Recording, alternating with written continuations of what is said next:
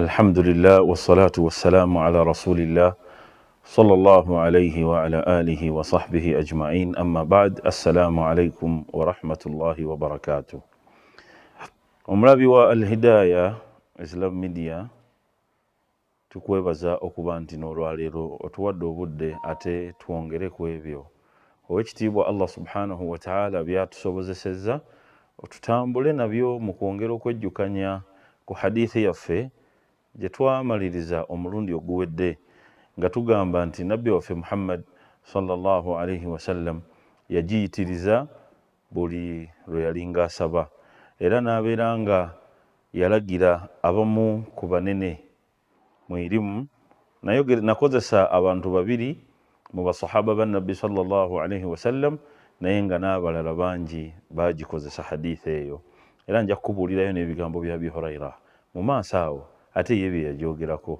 Hadithi yaffe tukyatambula nayo, twali ku nnyingo esooka egamba nti nabbi waffe Muhammadin sallallahu alayhi wasallam yalagira era n'asomesa era n'akubiriza Mu'adh ibn Jabal ne Sayyidina Ibn Mas'ud ne Sayyidina Abu Hurayra n'abalala bonna abaali mu hadara eyo ng'abagamba nti buli lw'obeera ng'omaze okukakasa nti olina connection wakati wo ne Allah, olinayo omulimu omulungi gw'okoze nga gwa Allah subhanahu wa ta'ala, longoosa enniya okole omulimu omulungi ku lwa Allah subhanahu wa ta'ala. Naye abasinga hadithi bagitwalira ku swala eno, eswala ettaano oba eswala eza sunna.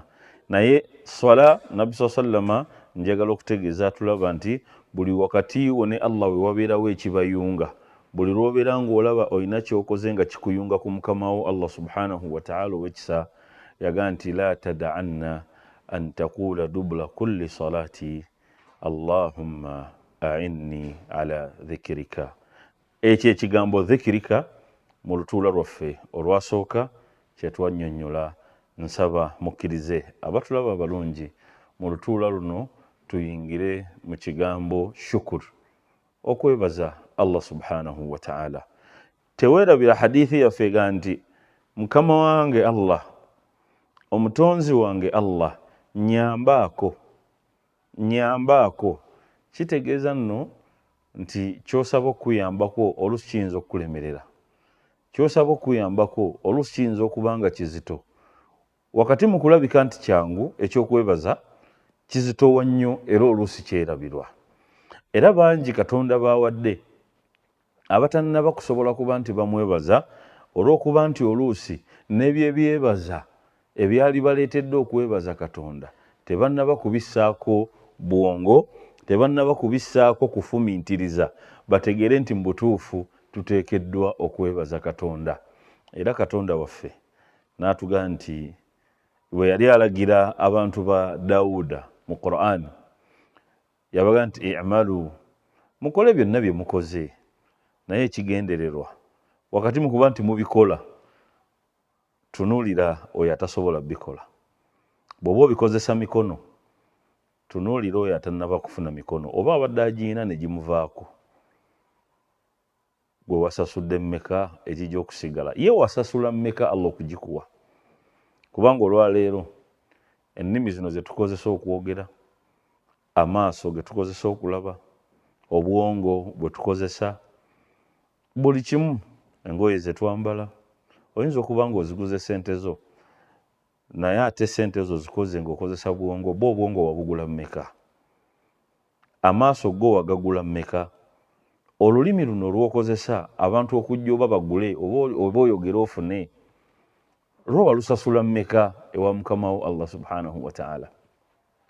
Kati Allah kyava agamba abantu ba Daawuda n'abaga nti i'malu ala Daawuda shukra, byonna bye muba mukoze muteekeddwa okuzzaayo amatendo eri Allah subhanahu wa ta'ala. Musitule amatendo ga Allah jalla jalaalu, mwebaze. Wa qalilum, ekisinga okwewunyisa nti Allah subhanahu wa ta'ala yagamba nti wa qalilum min ibadiya shakur, abantu be natonda oba ebitonde bye nassa mu nsi muno okuba nti bisobola okubaako n'okufumiintiriza kwe bikola, ate batono nnyo abanneebaza bwe tebeebazizza Allah kiki kye bakola? Ekisooka basuubira nti bakozesezza magezi gaabwe, basuubira nti bakozesezza maanyi gaabwe, bambi basuubira nti ebyo byonna bo bye bakoze kaweefube nti abadde waabwe basobole okubeera nti beerabira okwebaza Allah, ensonga zonna ne bazisembeza gye bali ne bazijja ku Allah subhanahu wa ta'ala ow'ekisa. Atulaba era ndaba olwaleero toyisangawo olunaku okuggyako ng'osabye Katonda okumugamba Mukama wange nnyambaako okwebaza.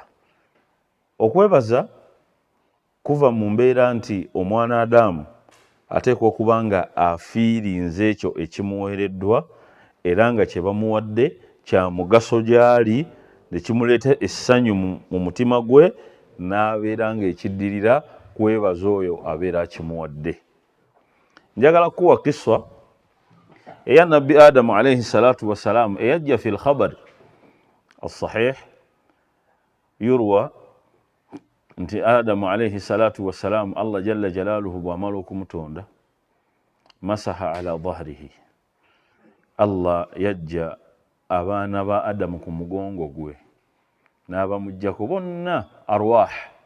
Jukira Allah bw'amala okutonda Adamu alayhi salatu wassalamu yatugamba nti ng'agamba malayika fa idha sawaituhu wa nafakhtu fihi min ruhi faqa'u lahu sajidin, nti bwe mulaba nga maze okumwenkanyankanya nga talina kyabulako nga yenna mujjuvu ojjudde, wa nafakhtu fihi min ruhi, ne mussaamu omwoyo.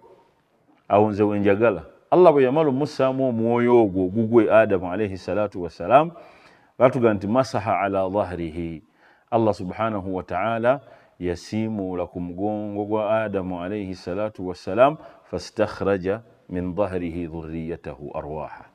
Allah subhanahu wa ta'ala n'atujja mu mugongo gwa Adamu alayhi salatu wassalam nga tuli myoyo, okuva kwe yasooka mpaka kwalisembayo mu nsi muno.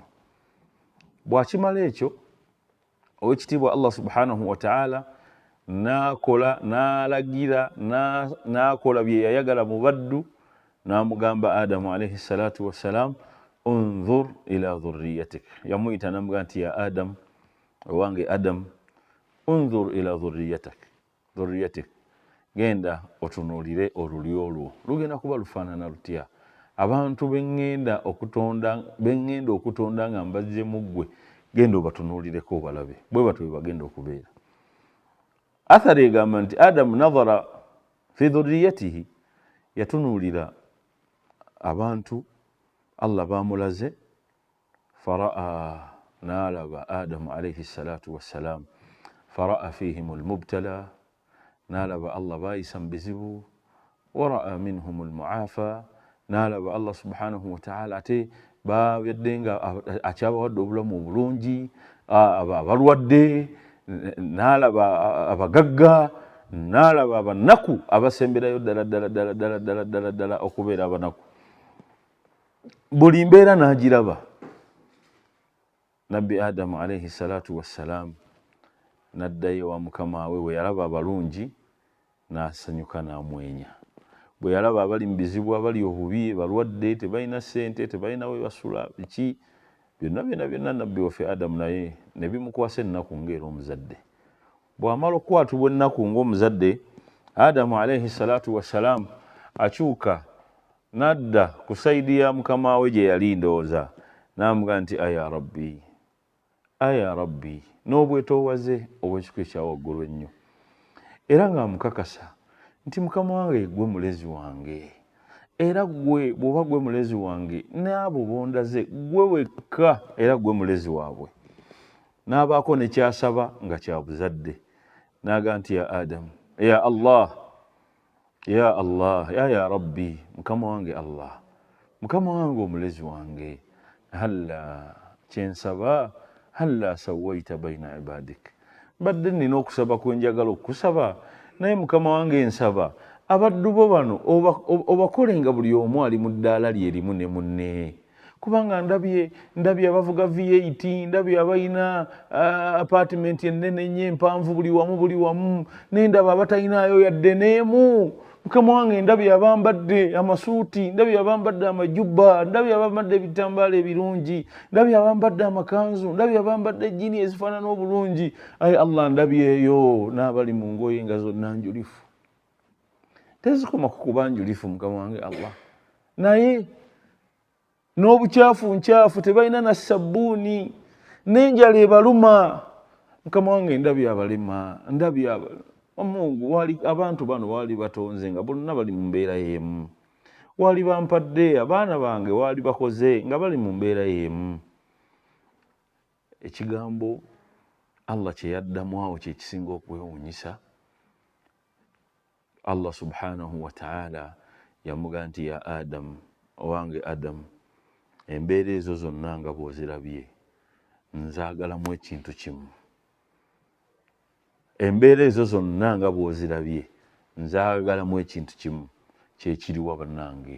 Kyekyo Nabbi Muhammad sallallahu alayhi wasallama kye yasaba nga kyekiddirira dhikirika mu hadithi eno, naga nti a'inni, bambi tolekangayo okusaba, okwebaza, okusaba Allah jalla jalaaluhu akuyamba obeere mu baddu abamwebaza. Kubanga wali ansa Allah gye yawa Adamu egamba, ya Adam, owange gwe Adamu, ebyo byonna byolabye, inni, mazima nze Allah wo gw'okubidde omulanga, mazima nze omulezi wo gw'okubidde omulanga, ebyo byonna mbikoze mbyetaagamu ekintu eki kyekiriwa Allah. Inni uhibbu an ushkar, njagala abantu abo bonna babeere nga banneebaza. Allah subhanahu wa ta'ala bw'amala okugamba nti inni uhibbu an ushkar, njagala nnyo abantu abo bonna banneebaze. Bannange ayina ensimbi ng'ayina n'emmotoka gy'atambuliramu ennene, ayina n'amaka tapangisa, n'abaana be bali bulungi buli kimu, ayinza okubeera nga ye yalitunuuliddwa ng'omuntu ow'okwebaza. Omwavu, omulema, kiggala, ate ye alina obukendeevu, yeebaza eki? Atannalya yeebaza eki? Bannange wano waliwo ekyokuyiga nti Allah subhanahu wa ta'ala yatukolera obulamu buno buli omu n'amussa mu levo gy'amutaddemu. Naye nga Allah atutonda, saagala twerabire nti Allah yali ayogera ne bamalayika, yabaga nti inni jaa'ilun fil ardi khalifa. Bannange mu nsi mubaddemu ebibaddemu, nentuuka ekiseera nensalawo biveewo, naye kyekiseera nfune omusigire agenda okudda mu nsi eyo, agenda okudda mu bintu ebibadde mu nsi, abeere nga abisikidde. Inni jaa'ilun fil ardi khalifa. Munnange mugagga, munnange gwe ali obulungi, osobola okuba nga tosobola nakwebaza nga Allah okufuula nti oli mulungi mu mbeera ennungi nga kigezo gy'oli. Naawe ali obubi, kigezo kyo ekikyo ekiri waadih, ekiri bayin, nti omuntu buli lwabeera mu mbeera embi ye kikakata bukakasi nti ye alabikirako embeera y'okubeera nti agezesebwa. Wabula abali mu bulungi si kyangu kyakulowooza nti ali mu kugezesebwa. Naye kino njagala tukitegeere nti olw'okuba nti gwe ali obulungi, Allah subhanahu wa ta'ala yakusikiza emmaali gy'olina, yakusikiza obulungi bw'olina, yakusomesa n'obeera nti Allah subhanahu wa ta'ala yakufuula musawo n'otegeera obulamu bw'omuntu bwe butambula. Allah subhanahu wa ta'ala yakufuula looya n'obeera ng'oteekeddwa okulwanirira obulyazaamaanya. Omulamuzi, Allah subhanahu wa ta'ala yakuteekawo obeere nga olamula. Owa IT, Sudaisi Kigozi, Allah yakuteekawo mu nsi muno obeere ng'osobola okutuusa ebintu bino otransforminga knowledge gye wasoma, obeere ng'osobola okutuusa ebigambo ebyogerwa abawalimu eri umma yonna babitegeere. Obwo bwe buvunaanyizibwa Mungu obwakugezesezza nabwo. Ono omulala sheekhe okuba nti oli muwalimu obuvunaanyizibwa obwo kigezo gy'oli okulabika nti ogenda butuusa otya eri abantu basobole okubeera nti babufunamu. Kakati abalina ebirungi ebiseera ebisinga bambi Allah abagezesa nnyo n'ebirungi ebyo bamaliriza bafunyemu takabbulu, ate nga owa takabbulu yenna Allah subhanahu wa ta'ala amaliriza amubonereza. Kakati banaye embeera y'okwebaza eno gye ndiko, omuntu omugagga ategeere nti obugagga bw'alina kitereke kya Allah gy'ali. Mungu abumuteresezza okulabika nti ayamba abatalina, okulabika nti ayambako bano banne abatalina, kubanga eno hadithi etulaga nti ffenna tuli baluganda. Eyo hadithi ekulaga nti ffenna tuli baluganda. Taata waffe Adamu tekikwetaagisa kumala kubeera musiraamu okuyamba John atali musiraamu, oba omusiraamu tekyetaagisa John kumala kusiramuka gwe okumuyamba okumujja mu kizibu. Oteekwa kumuyamba lwakuba mugandawo taata wammwe Adamu n'edduwa yagisaba Katonda subhanahu wa ta'ala atusaasire tusobole okubeera nti tutambulira wamu era nga tutambula bulungi.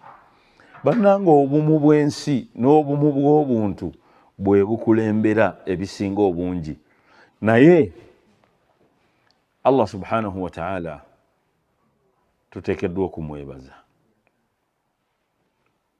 Atalina ateekeddwa okutunuulira oyo alina mu mbeera y'okubeera nti yagenda omuyamba. Alina oteekeddwa okutunuulira atalina mu mbeera y'okubeera nti gwe ogenda okumuyamba.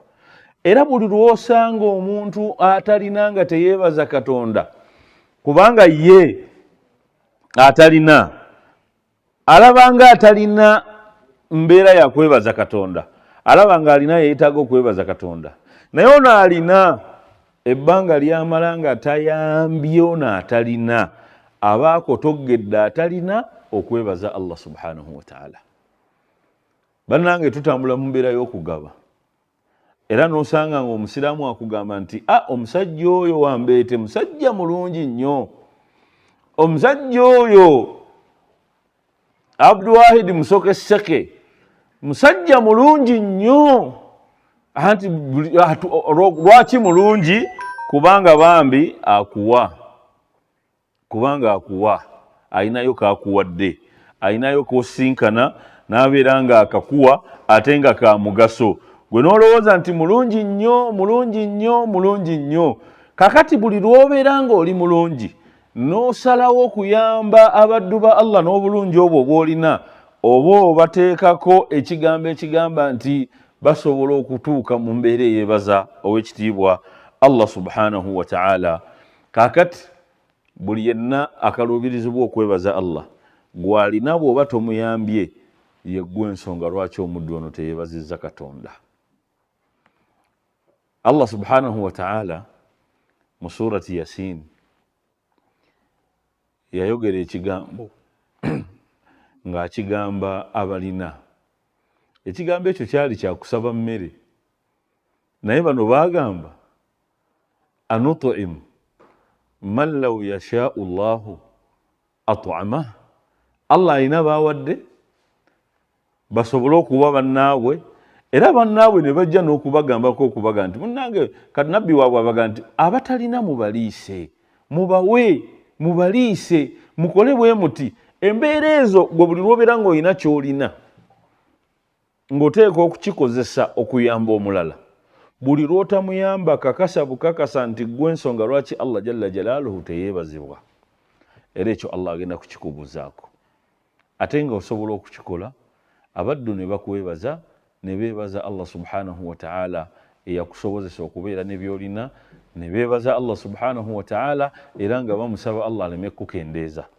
So ab'ebitiibwa abaddu abantunuulira, kigambo kwebaza kyetaaga okusaba nga nabbi waffe Muhammad sallallahu alayhi wa sallama bwe yakitunuulira n'akisaba mukama we Allah, ng'asaba Allah amutaase okugwa mu abo abateebaza. Era yamugamba nti a'inni, mukama wange Allah nkusaba nnonze ebintu bye ntegedde nti bwe babanga bino byonna bitukolera naye ne tutakwebaza aga nti mukama wange nze nkusaba onteekemu abo b'oyambye b'okwatirako mu nsonga y'okwebaza. Allah nnyamba olulimi lwange lubeere mu nnimi eziyitako okwebaza. Allah nnyamba bannange gwe tusaba okutuyamba okumwebaza ate ye Allah subhanahu wa ta'ala. Watugamba nti wa qalilun min ibadiya ash-shakur. Abantu bangi ebyengera bya Allah tebabiraba. Nakugambye nti bw'oba olina emikono tonnaba kusasulayo ssente, wasasula mmeka Allah okuwa emikono? Tunuulira atalina mikono, weebaze Allah olw'okuba nti akuwadde emikono nga ggwe. Subhanallah, abantu tebalina mikono. Nina abantu bensinkana wallahi ng'emikono gyombi tebagirina, naye nga balamu, nga n'engoye bazambadde, nga bali mu maduuka gaabwe batunda bye batunda, naye nga bw'aba akwata ekintu kyagenda okutundisa oba kyagenda okutunda oba nga bamusasula ng'akwasa bino nga gina emikono tegiriiko. Omuntu afaananako bw'atyo gw'alina emikono ebiri ng'egyange, diro wali weebaziza ku Allah subhanahu wa ta'ala nti gw'ogenda emmanju n'oggulawo n'oyingira ne weetereeza nga tolina muntu yenna gwe weetaaze kubeera nti akuyamba, n'ofuluma ng'olaba kya bulijjo n'otuula ku bodaboda n'ogenda oba n'otambuza ebigere bya Allah era n'ogenda. Omuntu oyo atalina mikono Allah bw'aba amukulaze mu maaso go nga ggwe ebyo osobola obyekolera, mu bwongo bw'olowooza ye abikola atya? Kubanga ali emmere yagirya atya? Subhanallah, agenda atya emmanju, anaaba atya? Kakati omuntu afaananako bw'atyo gw'ali obulungi ng'ebyo byonna osobola obyekolera, wallahi oteekwa okugamba nti alhamdulillahi rabbil alamin, ne weebaza Allah subhanahu wa ta'ala olwebaza olw'okukakasa nga basheekhe bwe bagamba nti hamdan yuwaafi ni'amahu. Oteekwa okwebaza olwebaza olukakasa nti ebyengera bya Allah obisiimye. Abantu abasinga bwe batunuulira embeera nti ezaabwe nga bo bakyali bulungi, olwaleero zikusooka bw'alaba ng'akyalina omumwa ayogera, amatu ge gawulira, amaaso galaba, emikono alina, atambula, buli kimu asobola okyekolera, Allah akyabimulekedde. Bw'oteebaza, tunuulira abatabirina by'olina, tunuulira muzibe otegeere ekyengera ky'amaaso ky'olina osobole okwebaza Allah subhanahu wa ta'ala. Muzibe bw'oba osobola okutambula ng'olina kutte ku mukono, weebaze Allah subhanahu wa ta'ala. Nawe oteekwa okwebaza Allah olw'okuba nti ate Allah subhanahu wa ta'ala akugonderezza ebimu ku bitonde bye ne bibeera nga naawe ate bisobola okukolera emirimu gy'otasobola kukola. So Allah subhanahu wa ta'ala yafutadde mu nsi muno ng'ekigendererwa ekikulu kya kumwebaza nti ono atasobola kubaako ne byakola, bw'afuna akimukolera obulamu bwe ne butambula, oteeka kwebaza Allah subhanahu wa ta'ala. Bannange, ffe nnyini ng'abantu tweremesezza, tugaanye okumanya okwebaza Allah kubanga tulemeddwa okukola ebyo Allah subhanahu wa ta'ala byatulagira okubeera nti tubikola nga tubikolera bannaffe basobole okwebaza. Ab'ebitiibwa abampuliriza, ekigambo okwebaza kyajjira mu mbeera nga kyakusaba Katonda akusaasire okikole. Si kyangu, oyinza okulowooza nti mwana wattu irimu gy'olina wagisoma busomi, n'oteebaza Allah eyakusaasira okubeera nti osobola okuba ng'ogirina, n'oteebaza Allah eyakusaasira okubeera nti osobola okubeera nti ogiyisa ku lulimi lwo, n'oteebaza Allah eyakusaasira nti n'abantu abagenda okuwuliriza nabo Allah abakugondezza. Kyekikugaana okwebaza Allah subhanahu wa ta'ala ow'ekisa. Bannange, twebaza Allah subhanahu wa ta'ala. Allah jalla jalaaluhu mu surati al-Fatiha kigambo kwebaza yaqubu al-fi'l, wabaawo ekiba kikoleddwa nga kiwedde mu bulungi era nga kisanyusa. Era ekigambo kwebaza olaba Allah mu surati al-Fatiha mu aya ey'okubiri ng'ogyeko basmala, Allah jalla jalaaluhu yagaa nti mu aya esooka, aya ya surati al-Fatiha esooka bisimillahi rrahmani rrahim. Naye mu aya eyokubiri Allah subhanahu wa ta'ala alinga akutegeeza nti bino byenkoze mu nsi, bino byenkoze. Surat al-Fatiha aya esooka oga nti bisimillahi arrahmani arrahim, nga aya esooka Allah jalla jalaaluhu lwamaze okutonda buli kintu byonna bituwadde, ebirungi Allah bitadde mu nsi muno, atutonze weetuli byonna. Owekitiibwa Allah n'amaliriza mu aya eyokubiri n'agamba nti bannange bempa obubaka buno, alhamdulillahi rabbil alamin. Ye Allah subhanahu wa ta'ala n'akikozesa ng'agamba nti alhamdulillahi rabbil alamin, amatendo amalungi gonna ga Allah subhanahu wa ta'ala abakoledde byonna bye mulina. Allah jalla jalaaluhu ye yennyini akikozesa naga nti alhamdulillahi rabbil alamin. Naawe nno muddu wa Allah oteekeddwa okwebaza, wabula twagala okumanya okwebaza kukola kutya, okwebaza tukole tutya? Bannange tutegedde tuteekeddwa okwebaza Allah mu mbeera yonna gye tulina, ey'obulungi n'ey'akanyigo. Kansooke nkuwe butya Nabbi sallallahu alayhi wa sallama bwe yeebaza Allah jalla jalaaluhu. Nabbi Muhammad sallallahu alayhi wa sallama bwe yawangaaliranga mu mbeera nga teriimu kanyigo, ng'embeera gy'awangaaliddemu teriimu kanyigo, ng'ali mu kiseera ekyo nga Allah tannaba mussa mu budde bwa kanyigo, bwa bigezo, afunye ekizibu, ono afudde, sente zikendedde, zimanyi biki, naye ng'afunyeemu obudde obw'okubeera nti wallahi awulira emirembe. Nabbi waffe Muhammad sallallahu alayhi wa sallam basahaba bamusinkananga ne bamubuuzaako ne bamugamba nti kaifa haluka ya rasulallah, nga bamaze omutolera salaamu ne babuuza nti kaifa haluka ya rasulallah, ng'olwaleero bw'oyinza okutuula noga nti muli mutya bannange. Nabbi waffe Muhammad sallallahu alayhi wa sallama embeera bwe yabeeranga nga nnungi nga ya mulembe, Nabbi waffe yagambanga ng'addamu ekigambo kino, yabagambanga nti alhamdulillahi rabbil alamin, alhamdulillahi rabbil alamin. Bannange embeera gye ndimu nze neebaza Allah omulabirizi wa buli kintu kye yatonda, omulabirizi w'ensi yonna na buli kintu kyonna teyatonda. Nze ndi musiimu era neebaza Katonda, siriimu mu bakanuudu, siriimu mu batomi, nze sitoma. Bw'atyo Nabbi sallallahu alayhi wa sallam bwe yeebazanga mu mbeera ennungi, wabula ebintu bwe byekwatangamu n'alabanga wallahi ebintu bikutte, olina bizinensi zibadde zitambula bulungi, faqadara alayhi rizqahu, Mungu n'akwatamuko katono, obadde mulamu n'ofuna embeera y'obulwadde, obadde mu mbeera ennungi, Mungu n'akugezesa n'ensonga eyinza okuggyawo obulungi obwo. Nabbi bwe bamusanganga mu mbeera efaananako bw'etyo ne bamugamba nti assalamu alaikum wa rahmatullahi wa barakatuh, kaifa haluka ya rasulallah, oli otya omubaka wa Allah subhanahu wa ta'ala? Nga Nabbi abaddamu ng'abagamba nti alhamdulillahi ala kulli hal.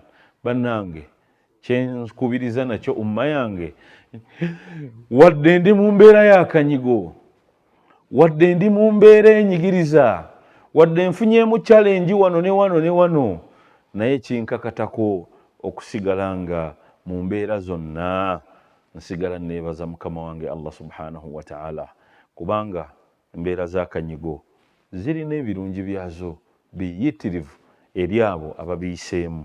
Oba oliawo Allah n'abibajjamu, ojja kwesanga nga ebirungi byakyo biyitirivu nnyo. Nabbi kwe kugamba nti alhamdulillahi ala kulli hal. Bannange neebaza Allah subhanahu wa ta'ala mu buli mbeera gy'aba asazeewo, kubanga ye Allah tansalirangawo kibi. Buli kibi nkirabanga muntu nti kibi, naye Allah tasobola kusalawo kibi. Ate era mmalirize ebigambo bino nga sinnaba kutuuka mu mbeera ya biki bye twalikoze nga twebaza. Nabbi sallallahu alayhi wa sallam yagaa nti kyewuunyisa nnyo, ajaban li amri mu'min, embeera y'omukkiriza eyakkiriza Allah n'akakasa nti Allah subhanahu wa ta'ala ye mukama we, n'akakasa nti Allah subhanahu wa ta'ala obulamu ye yabumuwa era yabusalirawo. n'amanya nti ojja kuwangala ebbanga bwe liti, ojja kubeera mu kino, ojja kubeera mu kino, ojja kubeera mu kino. Nabbi yaga nti embeera y'omuddu oyo yeewuunyisa, embeera y'omuddu oyo esanyusa. Ajaban li amri mu'min, omukkiriza yeewuunyisa, omukkiriza embeera ze zonna za kusanyuka, omukkiriza embeera ze zonna tezimumenya. Ne bwafuna ebizibu omukkiriza tamenyeka, omukkiriza tamenyeka na bizibu, ne bwe biba nga bimugwiridde byenkana ki. Allah subhanahu wa ta'ala yayisa ku lulimi lwa nabbi ebigamba nti yeewuunyisa, era omusanga ng'ali mu bizibu naye nga talina ttabbu, omusanga ali mu bizibu ng'akugamba nti tewali buzibu. Owekitiibwa Allah bw'atyo bwe yasazeewo, era ekiseera bwe kinaatuuka kino kijja kuvaawo, kubanga embeera la yadumu, teri mbeera ya lubeerera. Allah subhanahu wa ta'ala ayisa ku lulimi lwa nabbi ebigambo ebyo. Nabbi n'agamba nti idha asabatuhu sarra, omuddu Allah, omukkiriza Allah bw'amuteeka mu kadde akalungi akataliimu bizibu, shakara. Olira shakara yeetaagisa kubeera nti yeebaza Allah subhanahu wa ta'ala. Ayisa ku lulimi lwe ebikolwa byonna byakola biba bikolwa bya kwebaza, ebigambo byonna ebiyita ku lulimi lwe nga bidde eri Allah mu mbeera gy'aba mutaddemu eyo nga mbeera nnyangu, aba yeebaza Allah subhanahu wa ta'ala. Nga nabbi bwe tumulabye, alhamdulillahi rabbil alamin mu mbeera ennyangu, alhamdulillahi ala kulli hal nga waliwo embeera ekalubyemu. N'aga nti wa idha asabatuhu ad-dharra, ate omuddu wa Allah subhanahu wa ta'ala bw'afunamu akanyigo, ad-dharra bwe kijja nga kizze kyokka kiba kitegeeza akanyigo konna nga kali ku mubiri gwo, nga kali mu bulamu bwo obw'omubiri buno n'omwoyo. Naye bwe kijja nga kibuna nga bwe kiri mu hadithi eno idha asabatuhu ad-dharra, kitegeeza nti ne mu maali ng'ekendedde, obulwadde, ebirowoozo, ennaku, enyiike, byonna ebyo ng'obirimu. Nabbi Muhammad sallallahu alaihi wasallam yagamba nti sabara, omuddu oyo alemera ku kigambo kya shukuru, era nasigala yeebaza Allah. Sabara ayita mu mbeera zonna aziyitamu nga tavudde ku Allah we, aziyitamu embeera zonna. Saburu kitegeeza okusigala ku mbeera nga tekujje ku Allah subhanahu wa ta'ala wakati mu kubeera nti oyita mu bulamu obwakanyigo obukunyigiriza. Sabara fakana khayran lahu, ne kibeera kirungi eri omuddu. Bw'amala okubeera obulungi, nabbi yaga nti wama dhalika illa limu'minin, ekyo Allah takigaba okujjako ng'akiwadde mukkiriza. Wama dhalika, akola ebyo ateekwa kuba nga akkiriza nti wallahi mbadde mugagga naye Allah ageze, sikyali mugagga, era n'asiima n'ekyo, ate n'asaba n'asigala nga yeebaza Allah subhanahu wa ta'ala. Allah jalla jalaaluhu amusaasire. Bannange, kuva mu ntonda yaffe Allah atugamba nti inni uhibbu an ushkar. Bannange, njagala nnyo okwebaza. Ekyokubiri, abantu ba Dawuda Allah mwe yatutegeereza nti nze mbawadde naye batono nnyo abagenda okunneebaza. Tulabye nga nabbi waffe Muhammad sallallahu alaihi wasallam yeebaza mu bulungi, ate ne yeebaza ne mu mbeera y'akanyigo, era n'atugamba nti omukkiriza bw'ateekeddwa okutambula. Bannange, ebyo byonna tebyanguwa, tagenda kwebaza Allah okujjako ng'akozesezza edduwa nabbi Muhammad sallallahu alaihi wasallam gye yatusomesa. N'agamba Mu'adh ibn Mas'ud, n'amugamba nti a'inni ala dhikrika wa shukrika wa husni ibadatika. Nakusuubiza nga mmaliriza okubuulira ebigambo bya Abi Hurayra bye yayogera ku hadithi eyo. Ye Abi Hurayra yagamba nti yenna asuubira okulafuubana, man ahabba an yajtahida oba idha ahabba ahadun an yajtahida fi du'a falyaqul, buli yenna ayagala okubeera nti alafuubana mu dduwa asabe Allah ebigenda okumuyamba, ayitirize nnyo ekigambo ekigamba nti a'inni Allahumma, mukama wange Allah, a'inni ala dhikrika wa shukrika wa husni ibadatik.